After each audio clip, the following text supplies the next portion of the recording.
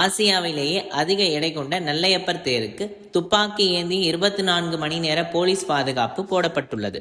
தமிழகத்தில் பிரசித்தி பெற்ற சிவாலயங்களில் ஒன்றான சுவாமி நெல்லையப்பர் திருக்கோவிலில் ஆணி திருவிழா வரும் 20ஆம் தேதி கொடியேறி 28ஆம் தேதி திருத்தேரோட்டம் நடைபெறுகின்றது.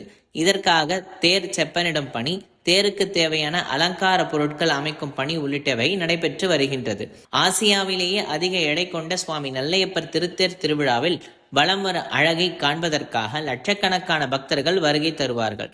தற்பொழுது தேரின் பாதுகாப்பு தகடுகள் பிரிக்கப்பட்டிருக்கும் சூழலில் நெல்லை மாநகர காவல்துறை சார்பில் துப்பாக்கி ஏந்திய போலீசார் பாதுகாப்பு பணியில் ஈடுபட்டுள்ளனர். நெல்லையப்பர் தேர், காந்திமதி அம்மன் தேர், விநாயகர், முருகன் மற்றும் சண்டிகேஸ்வரர் தேர் என தனித்தனியாக துப்பாக்கி ஏந்திய போலீசார் நியமிக்கப்பட்டு 24 மணி நேர கண்காணிப்பு பணி தீவிரப்படுத்தப்பட்டுள்ளது.